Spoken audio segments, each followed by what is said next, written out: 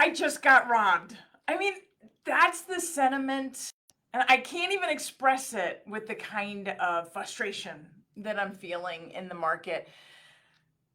I understand that if you're looking to purchase a home right now, you feel like you just got robbed. Like, where did the last 3 years go? Where did my opportunity go? I could buy an investment that cash flowed 3 years ago. I could buy a first time home that made sense and fit in my budget 3 years ago. I could afford to purchase my first home 3 years ago. I got robbed. I got robbed in the last 3 years because at first it was fear. Nobody knew what was going to happen with the market. So everything I heard, I just stood still. And then interest rates dropped. And all of a sudden there was multiple bids and I didn't have $50,000 extra to overbid or to waive appraisal and to waive inspection. And then interest rates started going up like crazy, and this can't sustain. Fear again took over. And now here I sit 3 years later,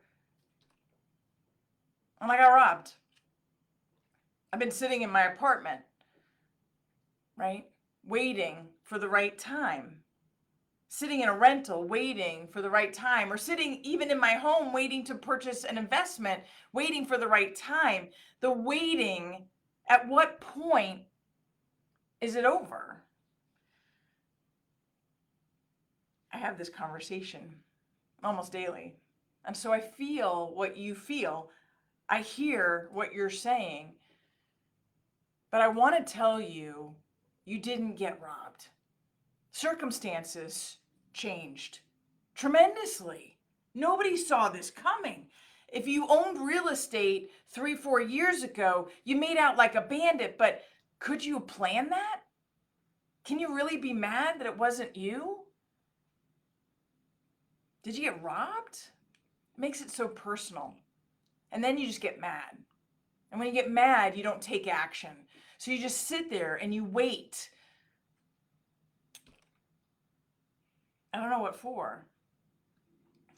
So a lot of people are waiting. In fact, studies show 64% of buyers are sitting on the sidelines. We've heard that before. What does that mean? Right?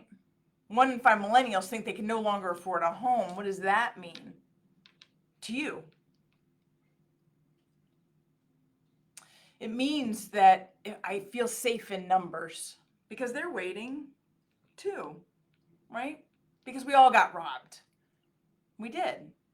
The economy, the demand, the Fed, the interest rates, the government, the stimulus, the run on the stock market, the liquidity, all the things took my opportunity to purchasing real estate away. I want to give the power back to you because that's what it is. When you say I got robbed, isn't it? I mean, it's giving someone else power. I mean, that's what you're saying. I want to give the control back to you because in the control comes opportunity. So many people want to be upset about what just happened over the last 3 years and just dig their heels into whatever it is that they're stuck on, renting long term, choosing to move to a different metro, choosing to maybe throw their hands up in the air. I don't know.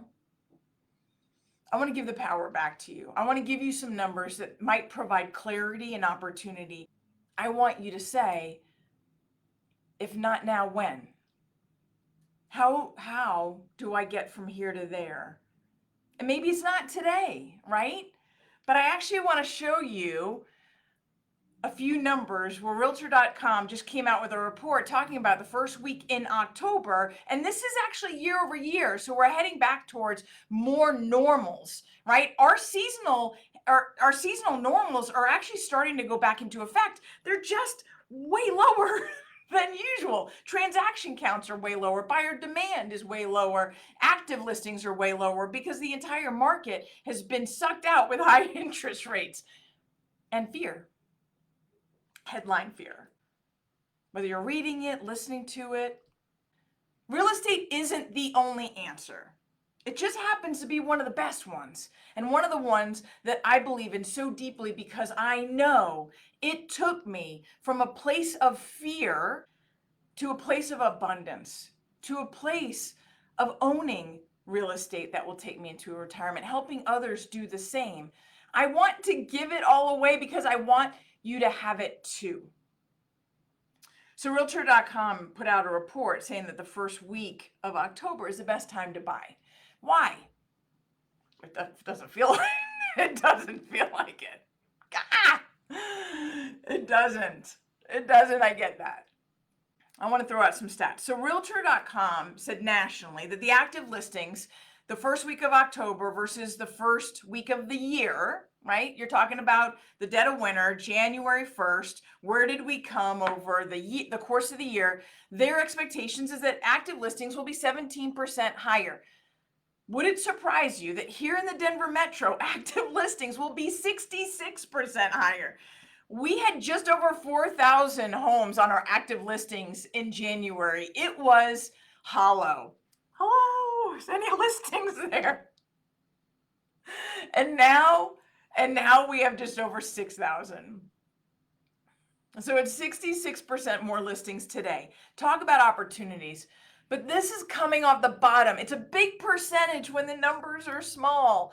So to say 66% versus the national 17%, of course, nationally we have more inventory, not more comparatively. It's low inventory everywhere. But it's just the numbers are bigger because it's the entire United States versus the Denver metro. So the Denver metro, we have, we're jumping from over 4,000 to over 6,000. It's little numbers, big fractions, big percentages, sorry. So 66% higher. That tells me, though, as perspective, you have more choices. Here's another statistic as to why they tell you that the first week of October is the best time, is because we've come off of the heightened prices of the summertime. So remember, median home prices are seasonal. So they're going to go up to the middle of the year, and then they're going to come down, and then they're going to start to flatten out at the very tail end of the year, and then they're going to do it again next year. And over the course of the year, you get the growth in year. And so you have median prices, average prices, and appreciation, which that is another video topic, which I'm not going to talk about right now. But median means that you have just as many homes above as below. So it's the center number. We came off the high from summer. Our median home price today is $17,500 less than it was at the heat of the summer. Now you also have some things going on with new builds where you've got builder confidence going down and foot traffic is down, and some new builds, they've run out of all those forward commitments with low interest rates, which means opportunity for you. Home prices could drop even a little further as we enter into the fall. They want to make their numbers work. Buyers, there's a massive amount of sellers coming onto market in the beginning of fall because they know as the holidays progress, there will be fewer buyers, so they're going to put their inventory on today, now, the beginning, at the end of September, the beginning of October. It's going to provide you more options with a little less in price. Here's the other thing, the third thing. Is mortgage purchase applications. Mortgage purchase applications are down 27%. It's the fear talking. It's the fear talking. At 7.25% interest rate, I'm pretty stupid to buy a home. That's what all my friends are telling me. I fucking got robbed. That's what my heart's telling me. But you didn't. So you buy today at a 7.25% interest rate because there's 27% less demand. That means that you have more time to view the home. You have more time to actually make a decision. You have more time to make sure that it works in your budget, to plan ahead, to ensure that this home meets your future wealth goals. You have more time to sit down with me and to have these conversations. This is your time to be a buyer. Because right now, as credit card debt is going up, car loan debt is going up, consumer debt is going up, you know what housing debt gets you? Stability. It's one of the best hedges against inflation. So you can sit and churn that you got robbed, or you can take control, own your situation, and even if it's a not now, then when? How do we position you for success? Because it doesn't have to be today. Nicole Rueth with the Rueth team. I'm in this with you.